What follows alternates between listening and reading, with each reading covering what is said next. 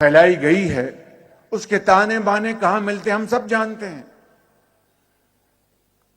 اس میں مجھے جانے کی ضرورت نہیں کہ we all know who are the promoters behind these terrorist. کون ان کی فنڈنگ کر رہا ہے, کون ان کو پیسے دے رہا ہے. لیکن جو اصل بات ہے وہ یہ کہ جو عظیم قربانیاں دی جا رہی ہیں, اور اب نہیں ماضی میں بھی جب دہشت گردوں نے پاکستان میں دہشت گردی کا بازار گرم کیا تھا تو 80,000 لوگوں نے جام شہادت نوش کیا. 80,000 لوگوں نے, اس میں ڈاکٹرز بھی تھے, دکاندار بھی تھے, سیاستدان بھی تھے, مزدور بھی تھا, انجینئر بھی تھا.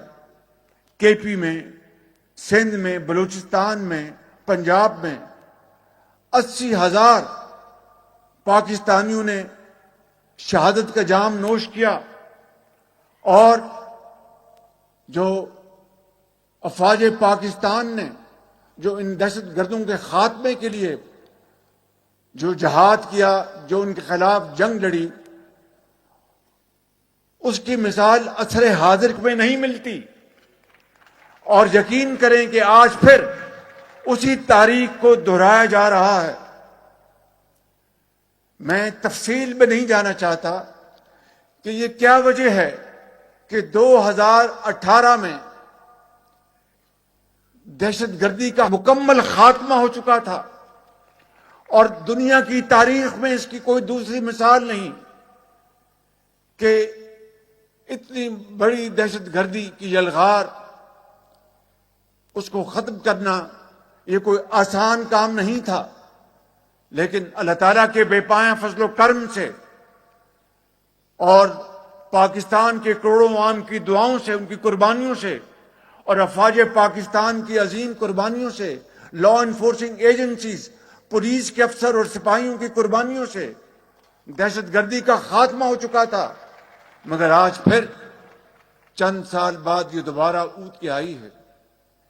اس کی تفصیل میں جائے بغیر میں یہ کہنا چاہتا ہوں کہ پچھلے چند سالوں میں فاش غلطیاں کی گئیں, اور درجنوں نہیں سینکڑوں لوگوں کو وہاں پر دوبارہ یہاں پر سوات میں اور دوسری جگہوں پر آباد کیا گیا.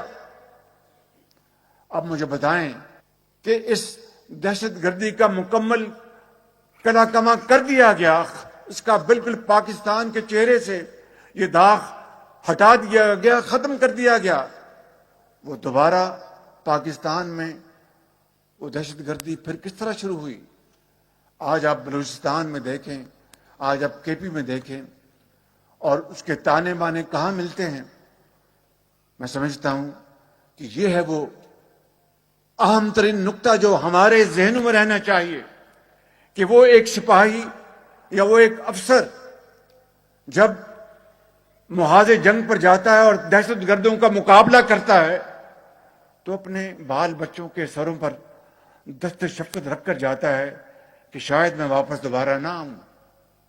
اتنے بڑے جگر اور حوصلے کے ساتھ جب وہ جا کر دہشت گردوں کا مقابلہ کرتا ہے اور جامِ شہادت نوش کرتا ہے تو اپنے بچوں کو تو یتیم کر جاتا ہے, لیکن لاکھوں پاکستانی بچوں کو یتیم ہونے سے وہ بچاتا ہے. بالکل یہ وہ بات ہے جس کا ہمیں ہر وقت ادراک رہنا چاہیے دل و دماغ میں.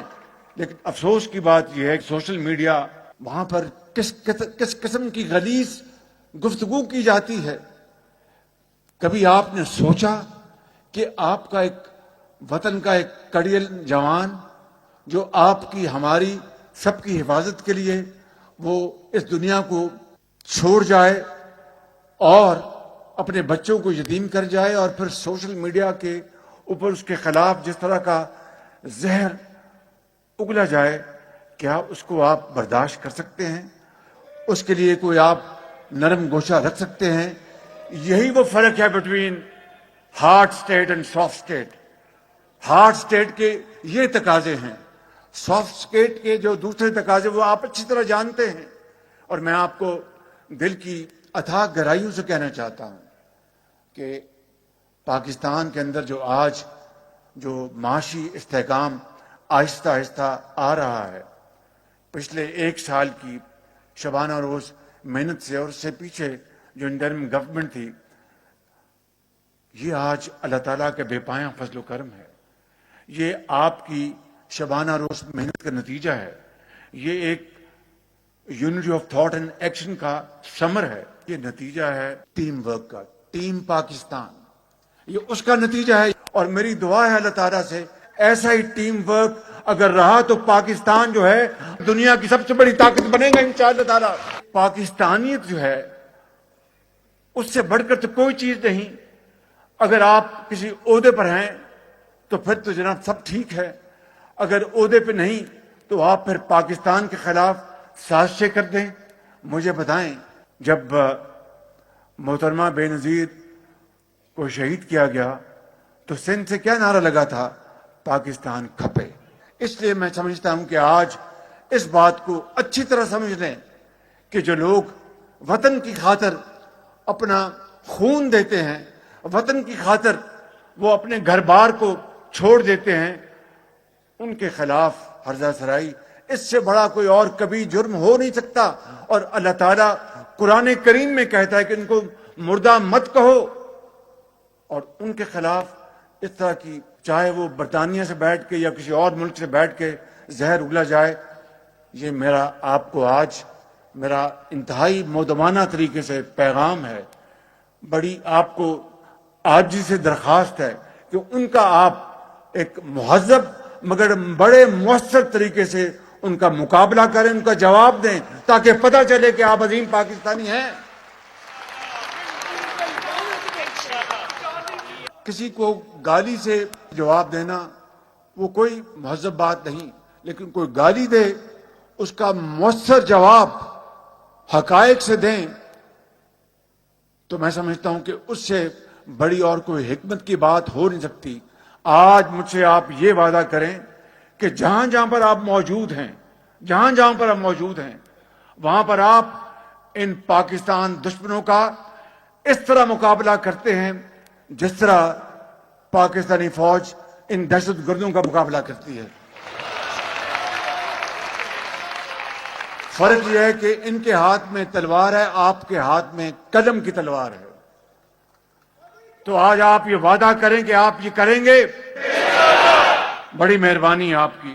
میں سمجھتا ہوں کہ کشمیر کے کاز کے لیے اور غزہ کے لیے جس طریقے سے اس ناچیز نے اور اس حکومت نے پاکستان کے کروڑوں عوام کی جذبات کی عکاسی کی ہے، وہ الحمدللہ وہ آپ کے سامنے ہے. اور کچھ بھی حالات ہوں پاکستان کشمیریوں کے ساتھ کبھی نہیں چھوڑے گا انشاءاللہ. جب تک کشمیریوں کا ان کا حق نہیں ملتا